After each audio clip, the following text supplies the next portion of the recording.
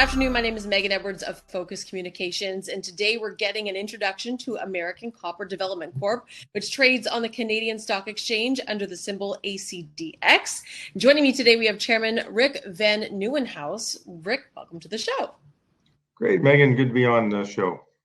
Firstly, Rick, congratulations on your listing last week and successful funding for the transaction. No, it's good to be up and running. Obviously, it's a tough market out there, and raising $10 million is no small feat in these kinds of markets. But I think it goes to both the quality of the asset and the quality of the team behind it. So, as a news story for the market, could you give us an overview of the company and your flagship Lordsburg project in New Mexico? You bet. So I'll obviously be making some forward-looking statements, so I'm required to show you that slide. Our Lordsburg project, located in the southwest part of New Mexico, is in Porphyry country, and that's a good part of the copper production from North America comes from New Mexico and Arizona. Shown on this map is the major structural trends that control these porphyry deposits. You can see where the Lordsburg deposit is located there. At the intersection of the Santa Rita lineament that has the Santa Rita, Chino, and Tyrone deposits operated by Freeport, and along with the Cananea deposit on the Mexican side of the border. And we're right where that intersects the Texas lineament, which is a major crustal lineament. That's where the Lordsburg district is. We've been able to put together a land package that encompasses the whole district. It's cored by a group of patented claims. Surrounded by a large block of federal BLM or federal claims on Bureau of Land Management land. So it's around 50 square miles of control, of land control. So we basically have the whole district under control now. Now let's talk about the individuals behind American Copper. Could you introduce your team to our audience? Yeah, I'll start with myself. I'm an exploration geologist by background. I started Nova Gold in 1999, and we built that to a plus $2 billion market cap company that it is still today. I went from there to create a few other companies, Alexco, which we just sold to Hecla earlier this week. I think we just closed on that today, actually. We started Trilogy Metals, developed the Ambler Mining District, and partnered with South 32 there. So that's my background. I've got a very successful career in exploring and developing projects. Dan Schieber, our president, is built and operated a number of junior companies along with Blaine Bailey. So good experienced C-suite of executives. Our board is made up of folks that have been in the business a long time. Kurt Freeman, I've known him for 30 years, and he's a very solid explorer himself. Tom Bear-Goodoff, former BHP geophysicist, CEO of Peregrine Diamonds back in the day, and currently with the Apollo Gold project in California. Stuart Ross, been around the industry a lot. Andy Bowering, a lot of successful ventures that he's been involved with. So very, very happy to team up with him at the board level. Technical team, Bonnie Broman, our VP Exploration. I've worked with her for 10 years now. And Mark Osterberg, our project manager, lives in Tucson, and he's our boots on the ground person who's going to just basically get stuff done out there. Awesome. Great introduction. So you've acquired the project from Waterton and Hudbay to consolidate the district. Could you run us through a bit of history of this area, as it looks like there's some historical work that you can build upon in your first phases of exploration? Yeah, like a lot of these districts in the Southwest, they've been active since the sort of late 1800s. Right after the Civil War, there was a big push to develop minerals in this whole region. And a lot of these districts started out, these porphyry districts started out mining gold and silver veins up high, and they mined those down until they got into the more copper-rich zones. And that's basically what happened all the way up until Phelps Dodge got involved, Santa Fe Mining got involved, and then ENTRÉE Gold. So there's been a little bit of exploration history here. but not what I would say a concerted effort using modern technology and not modern techniques, exploration techniques, to focus in on to find the deep porphyry that's driving the whole system here. The high grade mining was, they mined 3 to 10% copper veins. But when all the smelters shut down in the Southwest, all those high grade mines shut down. And for a variety of reasons, there's only been a little bit of exploration for the porphyry that ENTRÉE Gold carried out.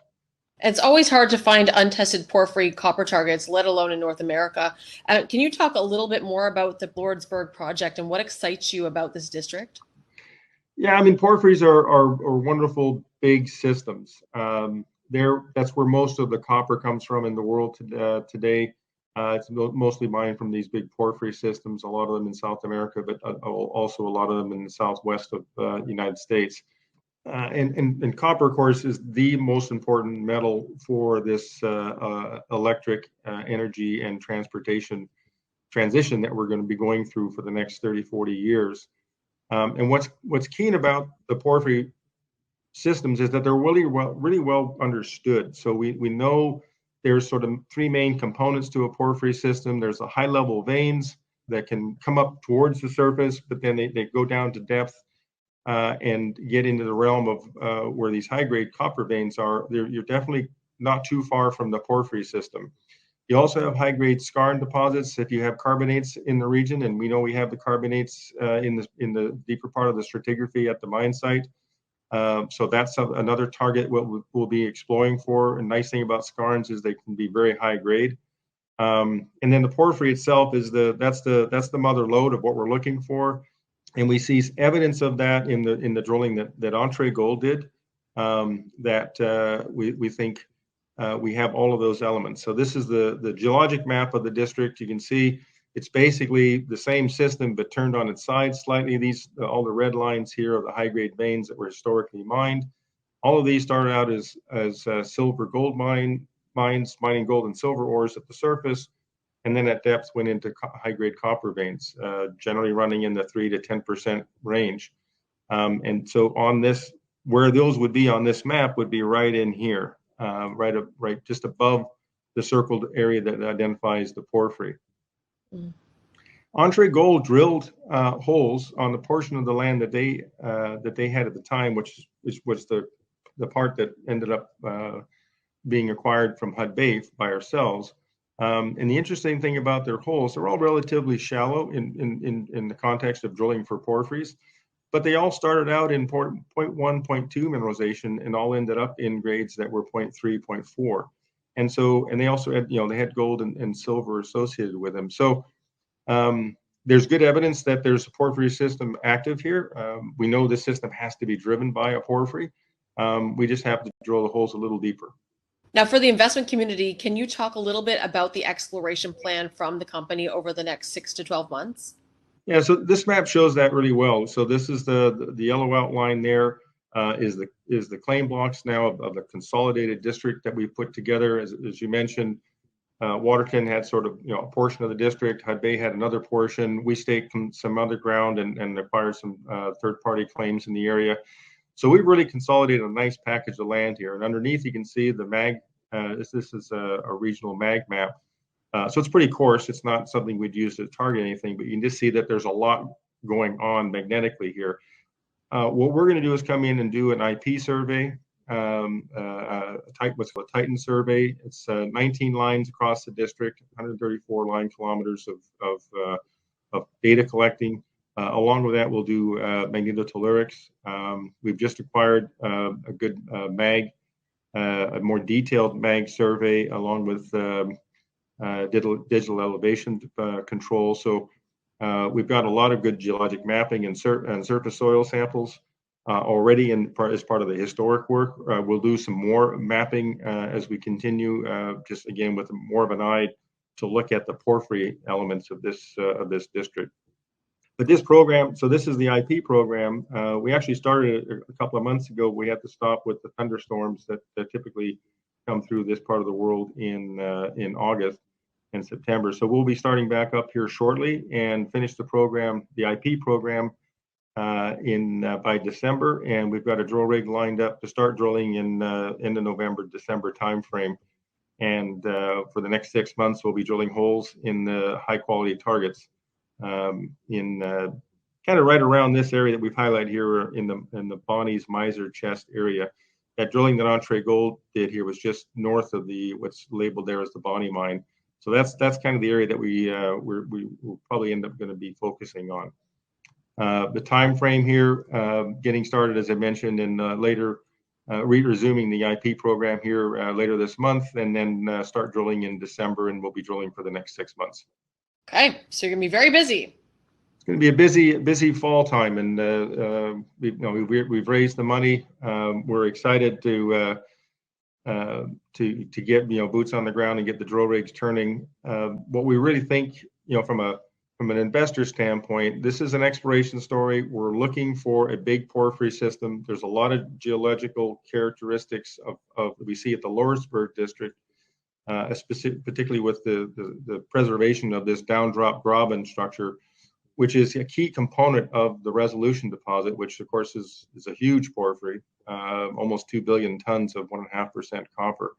So these things can get big, and that's exactly what we're looking for at the Lordsburg district. Why we've taken, basically about 4 or 5 years here to put this district together is, as you mentioned earlier in your commentary, it's not easy to find a whole porphyry district to yourself, and we've managed to be able to do that here. But just being patient and working with Waterton and Hud Bay and a few other of the landowners in the district to put it all under one roof now. So to wrap everything up, do you want to let everybody know why they should keep an eye on American Copper in the near future? Well, yeah, we're going to have great news flow with kicking off the drilling program in December.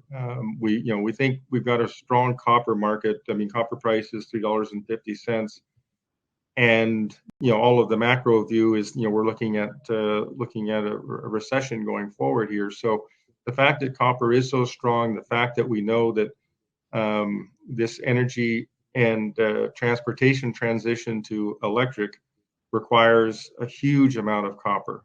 Lots of other metals as well, but copper is the driver. I always say that none of the other metals work in the context of anything electric unless you've got copper in the mix. So whether it's electric vehicles or solar panels or wind generation or nuclear, all of it needs to be connected by copper, and the switch doesn't work unless there's a copper switch in it. So we think it's a great time for investors to be in a new story that's well financed with a strong team to make a fantastic discovery here in porphyry country in Southwest US. Thanks again for your time today, Rick. We'll be sure to watch American Copper closely and look forward to hearing from you more in the near future. Appreciate the interview. Thank you.